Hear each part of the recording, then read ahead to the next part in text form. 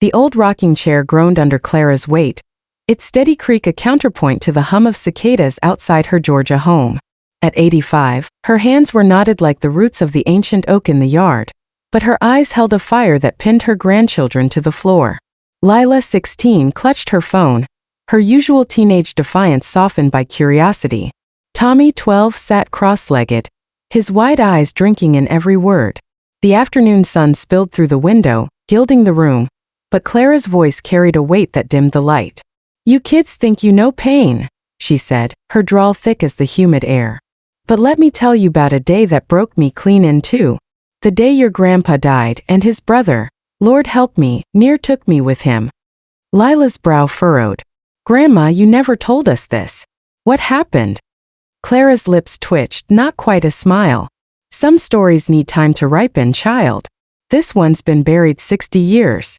But you're old enough now. Listen close, 'cause it ain't just my story, it's a warning." Macon, Georgia, April 12, 1965. The bedroom smelled of sickness, a sour mix of sweat and medicine that clung to the walls. Clara smoothed the quilt over Samuel's chest, her fingers trembling as she tucked it under his chin. His coughs had grown faint, each one a frail echo of the man he'd been.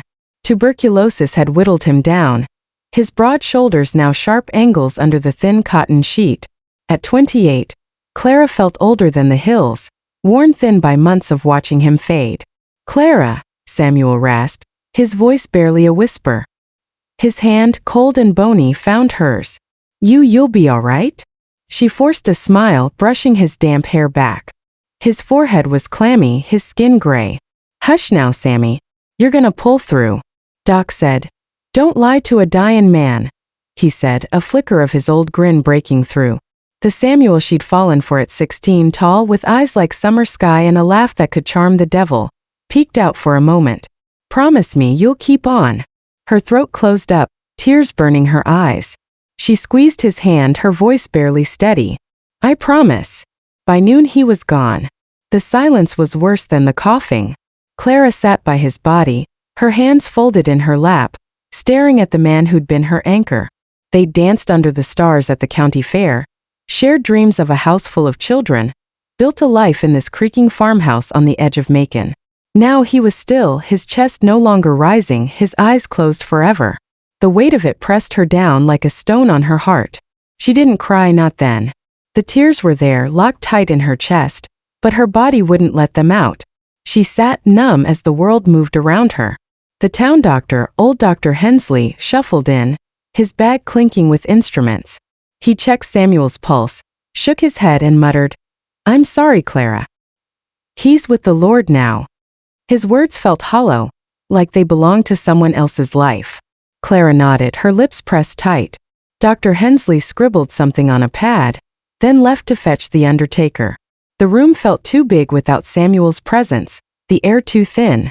She traced the edge of the quilt, one she'd sewn during their first year of marriage. Blue and white patches stitched with hope. Now it covered a corpse. The front door creaked, and heavy footsteps announced Miss Ruth, Samuel's mother. She swept in like a storm, her black dress starched and severe, her face a mask of grief and control. At 55, Ruth Harris ruled her family with an iron hand, her word law in their corner of Macon. She stood over Clara, her shadow cold. "You'll stay with us tonight, Clara," Ruth said, not asking. "Can't have you alone in this house." Clara's voice was small. I'd rather stay here, Miss Ruth." "Nonsense." Ruth's tone brooked no argument. "Your family. You'll come to the house. Amos'll drive you." Clara's stomach twisted at the mention of Amos, Samuel's older brother. At 32, Amos was a bull of a man, broad-shouldered, with eyes that cut like broken glass. Clara had never liked him. His temper flared too quick, his words too sharp. He'd once thrown a chair across the kitchen during a family supper, all because Samuel teased him about a lost bet. But he was family, and in this town family was everything. She nodded, too tired to fight. "All right, Miss Ruth." The day blurred into a haze of casseroles and condolences. Neighbors trickled in, their faces pinched with pity. Mrs. Lula from down the road brought a chicken pie, her hands wringing as she whispered, "God's got a plan, Clara." The preacher, Reverend Tate, sat with her for an hour, reading psalms in a voice like gravel. Clara barely heard him. Her mind kept drifting to Samuel. His laugh, the way he'd hum off-key while chopping wood, the promise he'd made to build her a porch swing. By late afternoon, the house was too full of people, their voices a dull roar. Clara slipped outside to the porch, needing air. The spring heat pressed against her, the air thick with the scent of blooming dogwoods. She leaned against the railing, her black dress sticking to her skin. The world felt wrong, tilted like a picture hung crooked. A truck rumbled up the dirt road, kicking up dust. Amos climbed out, his boots heavy on the ground. He wore a flannel shirt, sleeves rolled up, his face unreadable.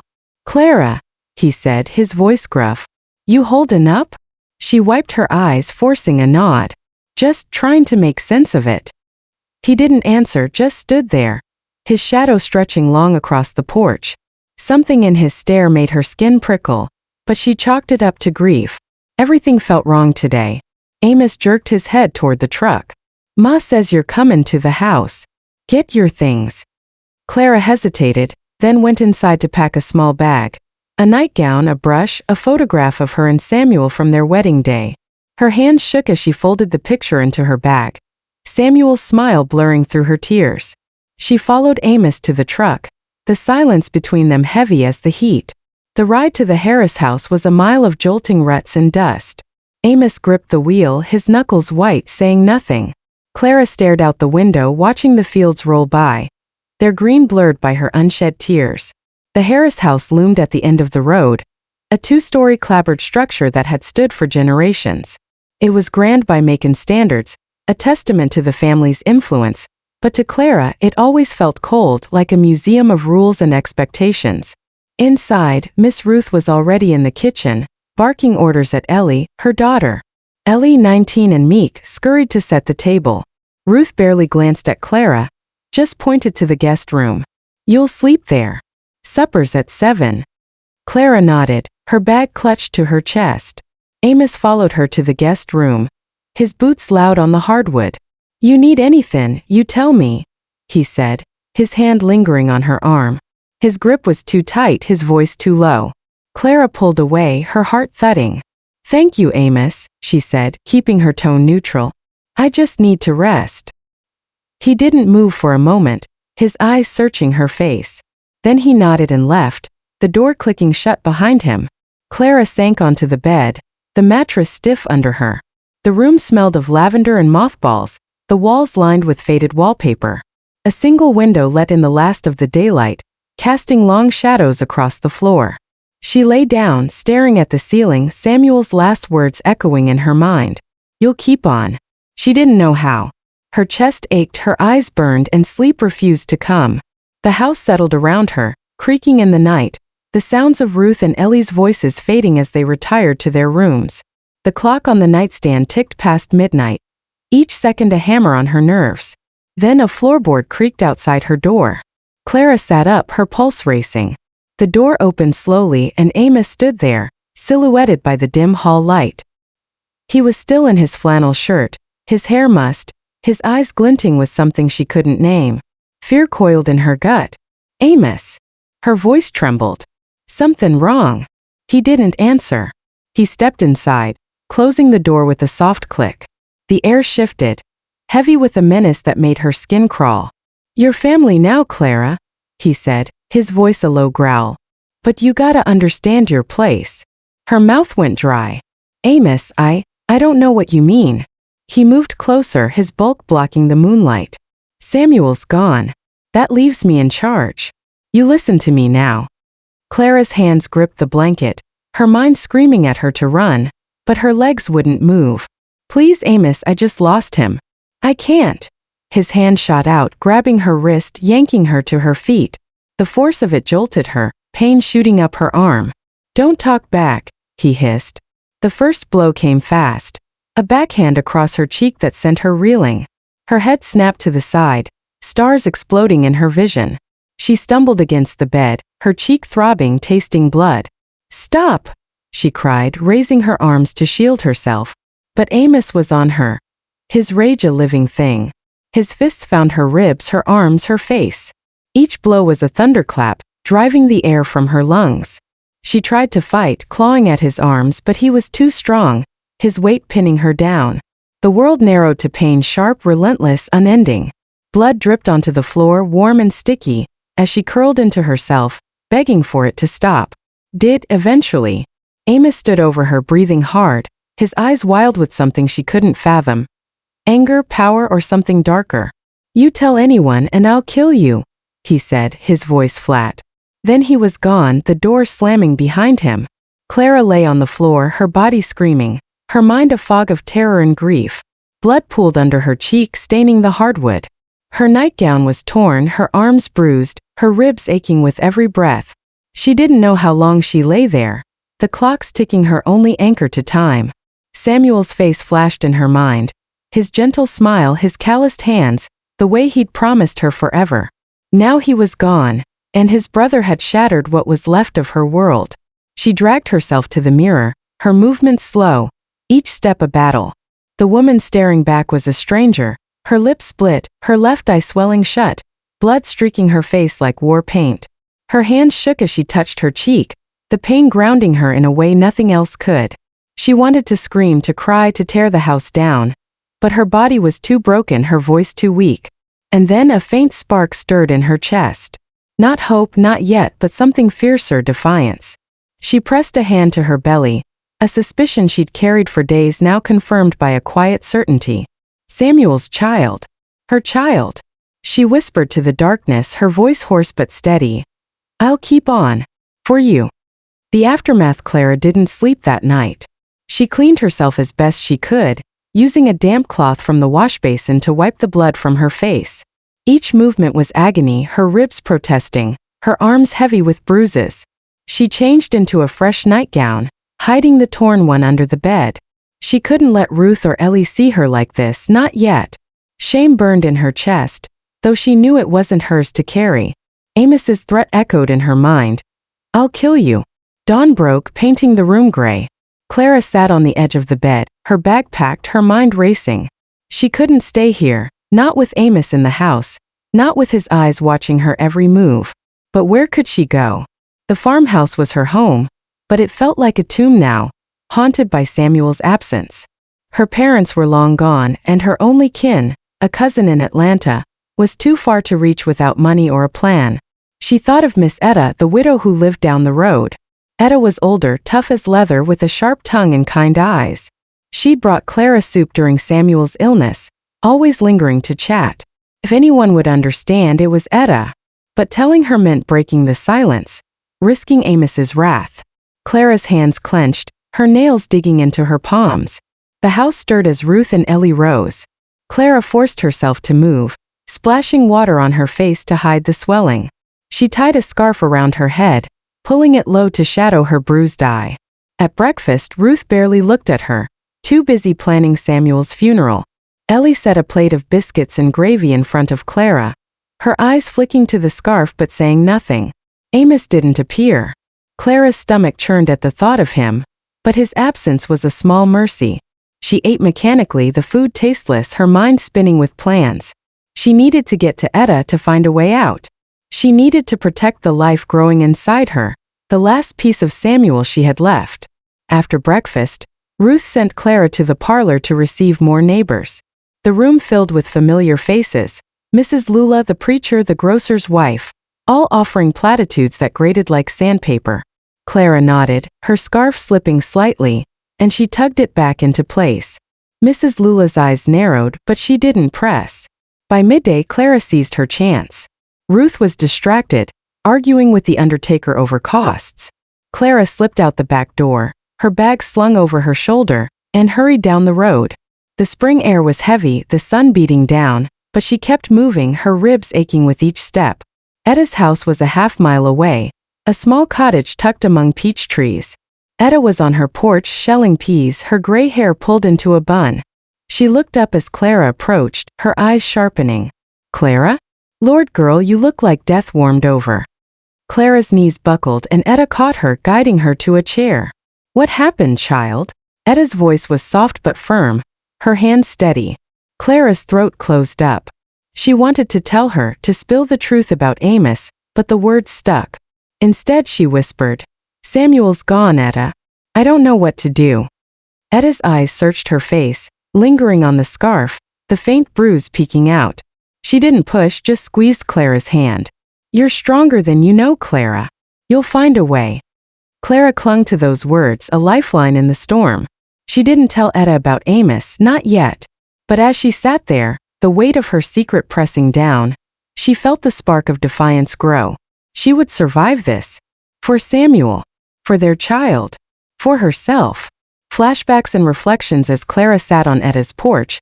Her mind drifted back to her life with Samuel. They'd met at a church picnic when she was 16, he 18.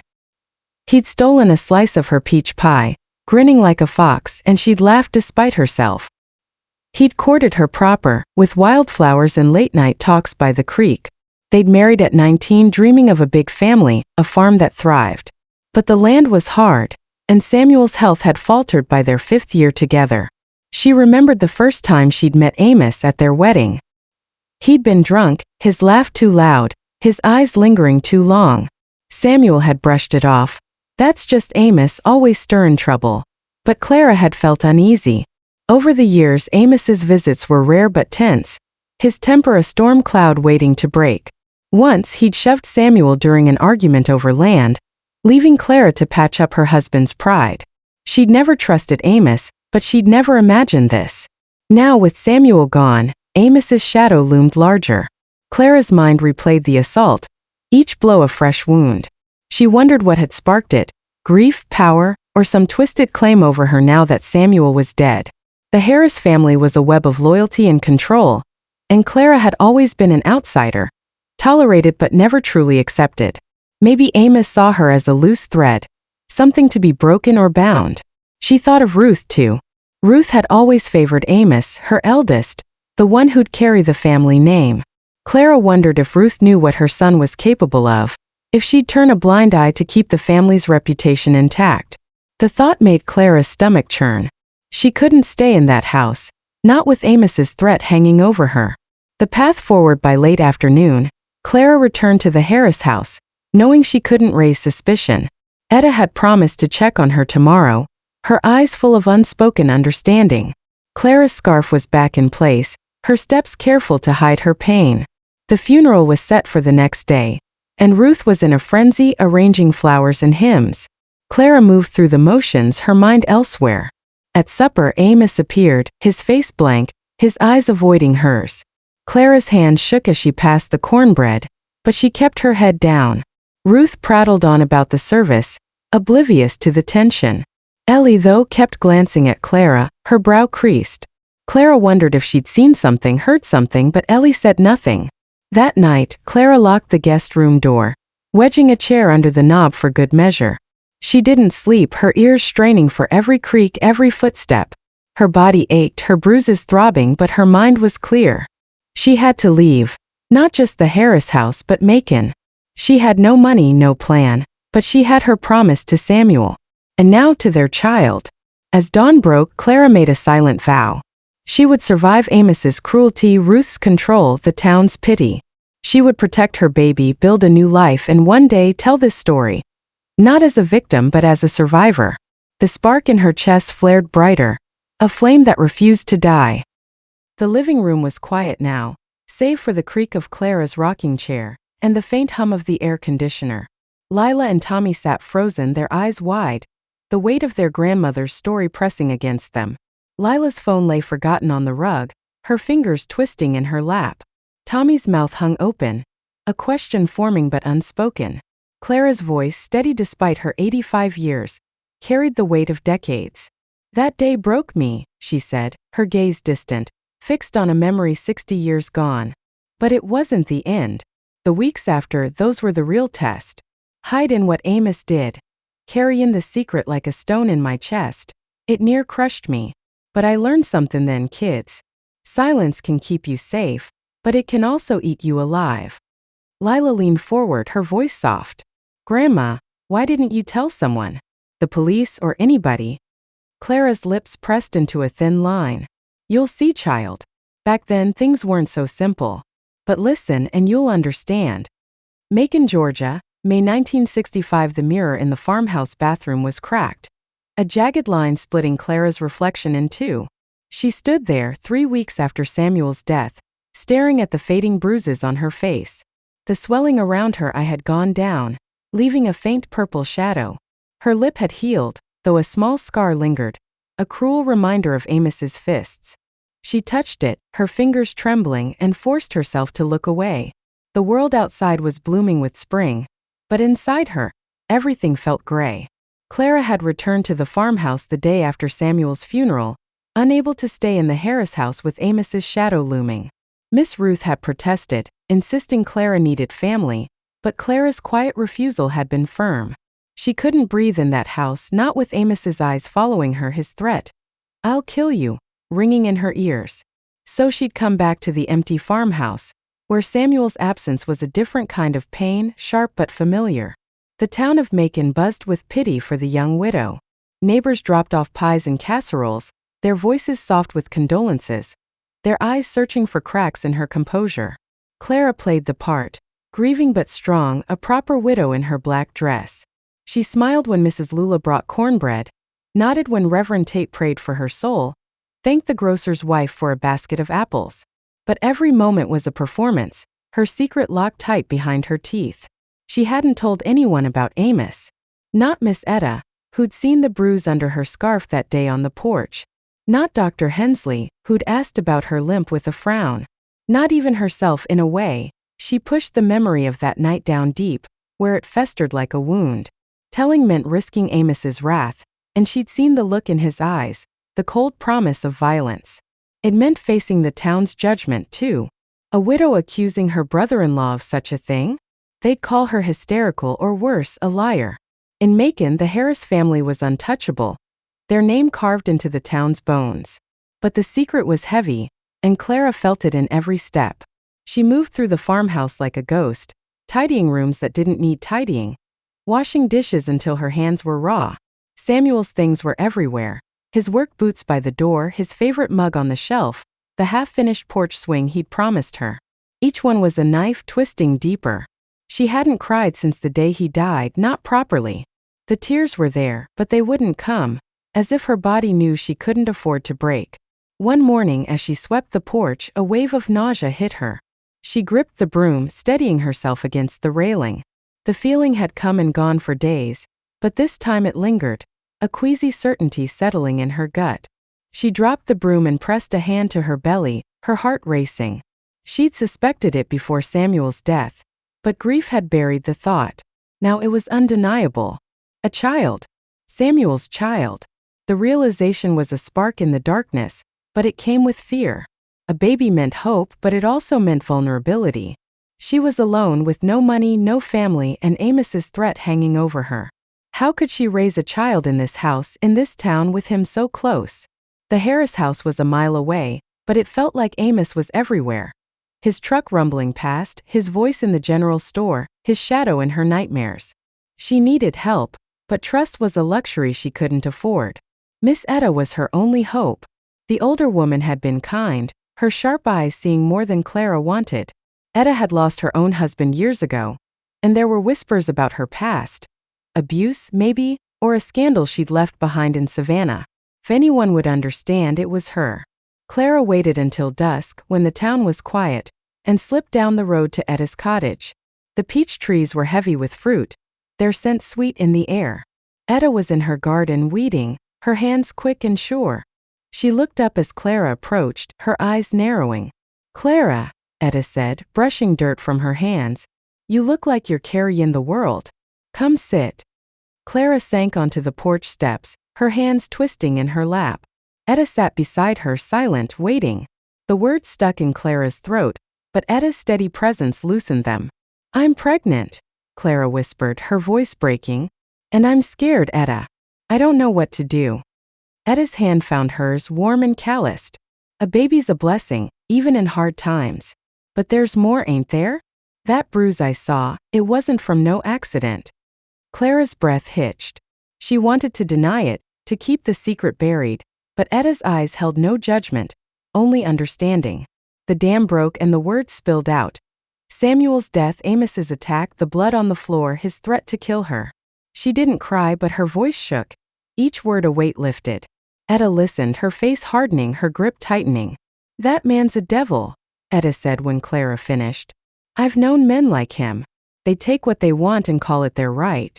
You can't stay here, Clara. Not with him so close." "I know," Clara said, her voice small. "But where do I go? I got no money, no family. And if he finds out I told—" "He won't," Etta said firmly. "We'll figure this out. I got a cousin in Augusta, runs a boarding house. She might take you and give you work. But you gotta be careful. Amos ain't the type to let go easy."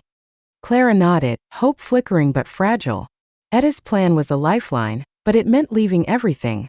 Her home, her memories of Samuel, the town she'd known her whole life. She thought of the baby, a tiny heartbeat inside her, and knew she had no choice.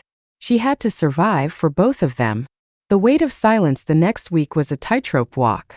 Clara kept to herself, avoiding the Harris house, dodging Amos's truck when it passed. The town's pity had started to curdle into curiosity.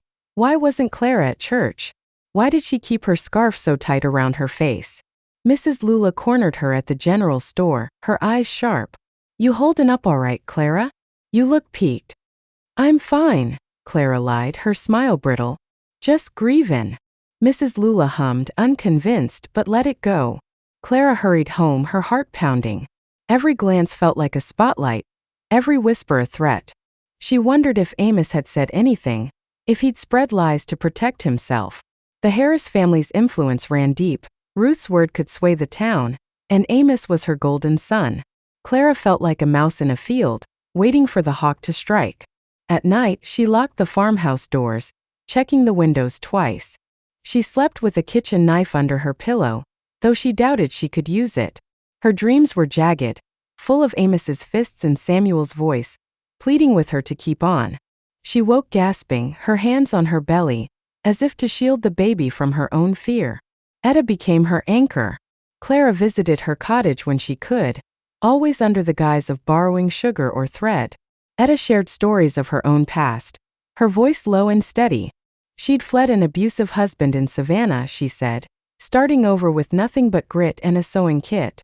"You're stronger than you know," Etta told her. "You got Samuel's fire in you, and that baby's gonna need it." Clara clung to those words, but the fear was relentless. Amos came by the farmhouse one evening unannounced, his truck idling in the yard. Clara froze, her hands gripping the sink. He knocked hard and called her name. "Clara, open up. We need to talk." Her heart thundered, but she forced her voice steady. "I'm not feelin' well, Amos. Come back tomorrow." He didn't answer for a long moment, and she pictured him standing there, his eyes boring through the door. Finally, he muttered something and left, the truck's rumble fading into the night. Clara sank to the floor, trembling, the knife in her hand useless against the terror in her chest. The confrontation a week later. Amos cornered her at the market.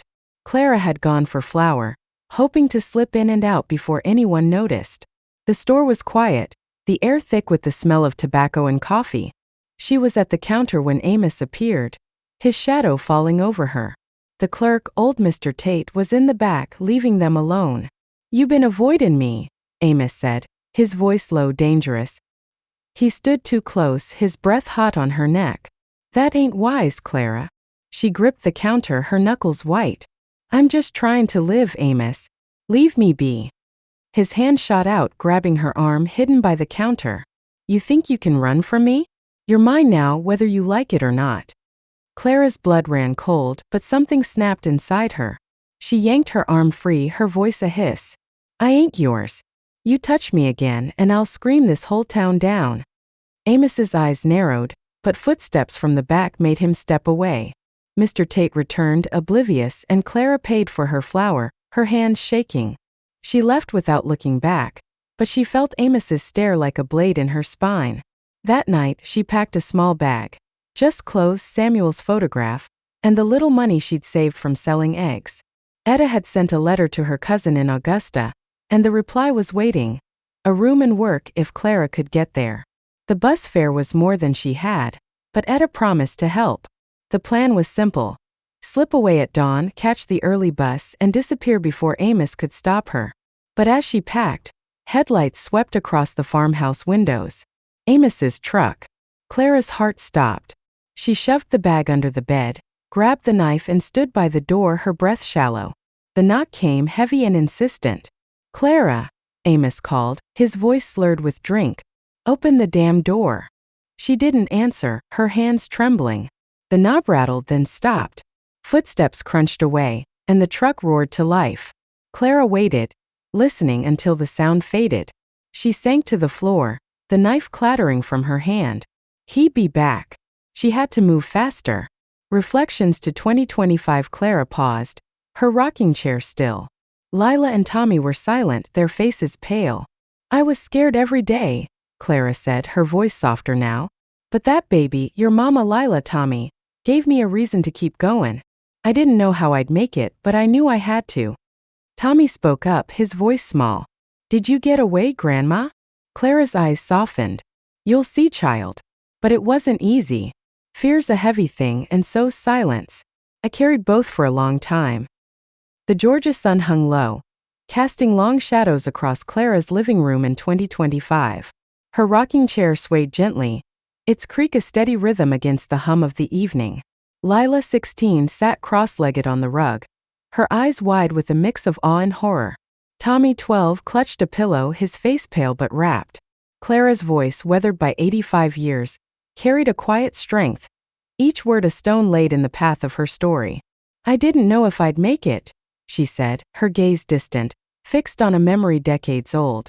"Runnin' from Amos, startin' over with nothin' but a baby in my belly and a promise to Samuel. It was like walkin' through fire. But I learned something, kids. You can't outrun pain, but you can rise above it. That's what this story's about." Lila's voice was soft, hesitant. "Grandma, did you ever see him again? Amos?" Clara's lips curved, not quite a smile. "Oh, I did, child. But by then, I wasn't the same woman he'd broken.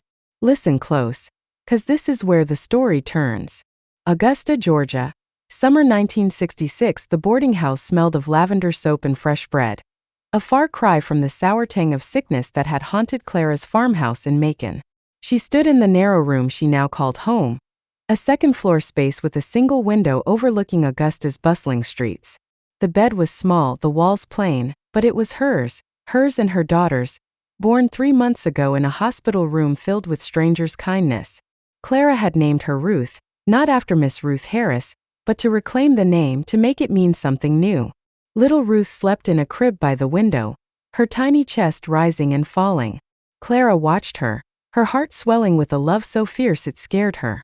At 29, Clara was a different woman from the one who'd fled Macon a year ago. Her bruises had faded, but the scars, both the faint one on her lip and the deeper ones in her soul, remained. She'd left behind the farmhouse, Samuel's boots, the town's pity, and Amos's shadow. But freedom came at a cost, and Clara was still counting it. Etta's cousin, Miss Clara May, ran the boarding house with a no-nonsense warmth. She'd taken Clara in without questions, giving her a room and work cleaning and cooking for the boarders, mostly factory workers and traveling salesmen. The pay was modest, but it was enough to buy diapers and save a little each month. Clara kept her head down, her story locked tight. To the boarders, she was just Clara, the quiet widow with a baby, not the woman who'd escaped a nightmare. Augusta was louder than Macon, its streets alive with cars and voices. Clara found comfort in the noise. It drowned out her thoughts. She worked from dawn to dusk, scrubbing floors, baking biscuits, changing Ruth's diapers between tasks. At night, she sang to her daughter, soft hymns Samuel had loved, her voice a tether to the life they dreamed of. But Amos was never far from her mind. She checked the locks twice, flinched at loud footsteps, scanned every face in the market for his sharp eyes. Etta had written once. A short letter slipped into a package of baby clothes. "Amos is asking about you," she'd warned. "Be careful." Clara burned the letter, her hands shaking. She'd hoped distance would keep her safe, but Amos's threat, "I'll kill you," echoed in her dreams. She wondered if he'd track her down, if he'd see Ruth as a claim to the Harris name. The thought made her hold her daughter tighter. One evening, as Clara washed dishes in the boarding house kitchen, Clara May sat with her, peeling potatoes. The older woman had Etta's sharp eyes but a softer demeanor, her gray hair pulled into a neat bun. "You're doing well, Clara," she said, her knife moving steady. "But you carry a weight. Ain't my place to pry, but if you need to talk, I'm here." Clara's hand stilled in the soapy water. She wanted to tell her about Samuel Amos the night that had shattered her, but the words wouldn't come. Silence had kept her safe, but it was a heavy chain. "Just missin' my husband," she said finally, her voice low. "It's hard raisin' Ruth alone." Clara May nodded, her eyes kind. "You're stronger than you know. That girl's lucky to have you." Clara clung to those words, a lifeline in the quiet moments. She was building something new brick by brick. A life for Ruth, a future free of fear. But the past was a shadow and it was closing in. The new life by 1967, Clara had settled into a rhythm. She'd saved enough to buy a second-hand sewing machine, taking in mending to supplement her income. The boarders liked her quiet efficiency and Ruth, now toddling, charmed them with her giggles. Clara found a small church nearby, not as grand as Macon's but warm, with a choir that lifted her spirits. She made cautious friends, a seamstress named Bessie, a factory worker named Joe who tipped his hat to Ruth. They didn't know her story, but their kindness was a balm. Ruth was Clara's light. At 18 months, she had Samuel's blue eyes and a stubborn streak that made Clara laugh. She'd chase dust motes in the sunlight, babbling nonsense, and Clara would scoop her up, burying her face in her daughter's curls. But every milestone, Ruth's first steps, her first word, "Mama," came with a pang. Samuel should have been there, clapping, grinning, promising her the world. Clara wrote to Etta monthly, careful not to reveal too much. Etta's replies were brief but steady, full of news about Macon. Miss Ruth Harris was aging, her health failing. Ellie had married a farmer and moved away. Amos, though, was a constant shadow in the letters. "He's drinking more," Etta wrote. "Asks about you at the store. I don't tell him nothin'." Clara read each letter with dread, burning it after. She couldn't shake the feeling that Amos was biding his time. One spring morning, Clara took Ruth to the park, a small green space near the boarding house. Ruth toddled after a butterfly, her laughter bright. Clara sat on a bench, her sewing in her lap, watching her daughter with a fierce pride. A man approached, his hat low, and Clara's heart skipped. But it was just Joe, the factory worker, offering a shy smile. "Nice day for the park," he said, sitting at the other end of the bench. Clara nodded, relaxing. "Ruth loves it here." Joe glanced at the toddler, his eyes soft. "She's a spitfire. Like her mama, I reckon." Clara smiled, a real one, the first in months. Joe was kind, steady, but she kept him at arm's length. Trust was a fragile thing, and her heart still belonged to Samuel. Still, his presence was a reminder that not all men were like Amos. She held on to that thought, a small spark of hope. The shadow returns in the summer of 1968. Amos found her. Clara was in the market, Ruth on her hip, buying apples when she felt a prickle on her neck. She turned, and there he was, leaning against a stall, his eyes locked on her. He was older now, his face harder, his hair thinning, but the menace in his stare was the same. Clara's breath caught, her arms tightening around Ruth. "Clara," Amos said, his voice low, slurred with whiskey. "Been a while." She stepped back, her heart pounding. The market was crowded, but she felt alone, exposed. "Leave me be, Amos," she said, her voice steady despite the fear clawing her chest. He smirked, stepping closer. "That's no way to greet family. That your girl? Looks like a Harris." Clara's blood ran cold. She clutched Ruth tighter, the toddler squirming. "She's mine," she said, her voice a hiss. "You got no claim." Amos's eyes narrowed, but a vendor called out, breaking the tension. Clara turned and hurried away, her heart racing.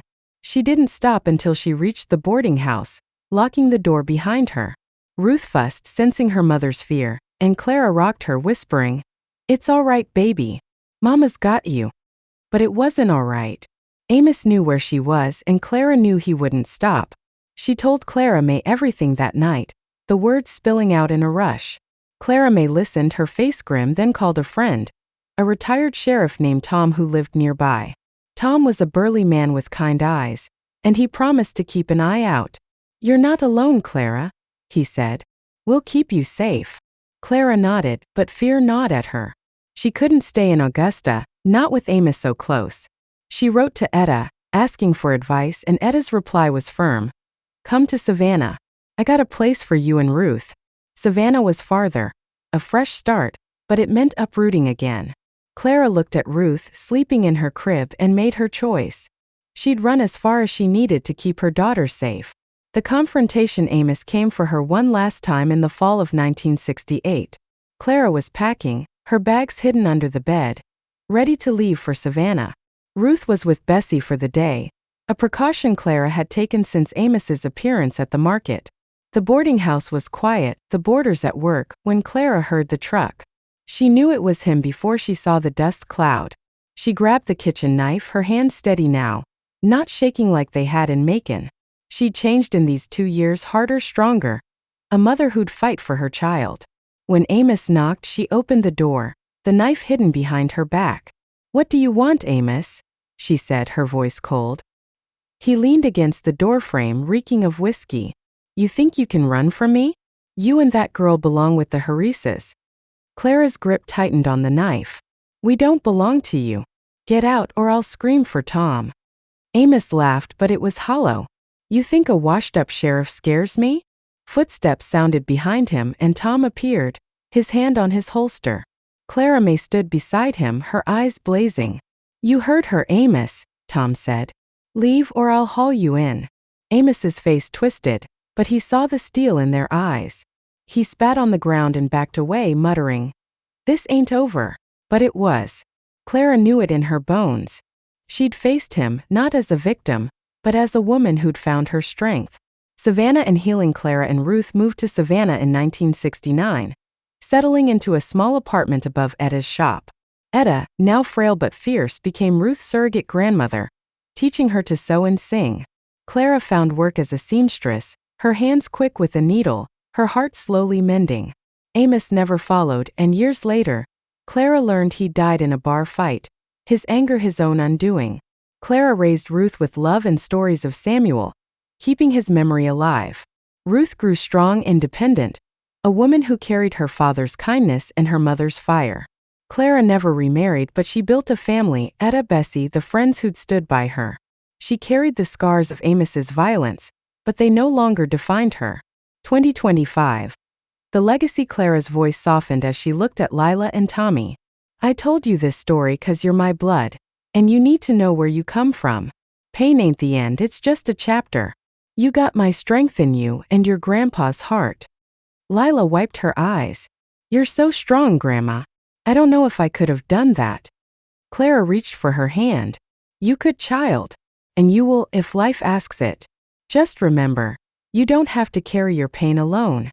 Tommy hugged her, his voice muffled. I'm glad you got away. Clara smiled, her eyes bright. Me too, Tommy. Me too. Like, share and subscribe channel friends to get more stories.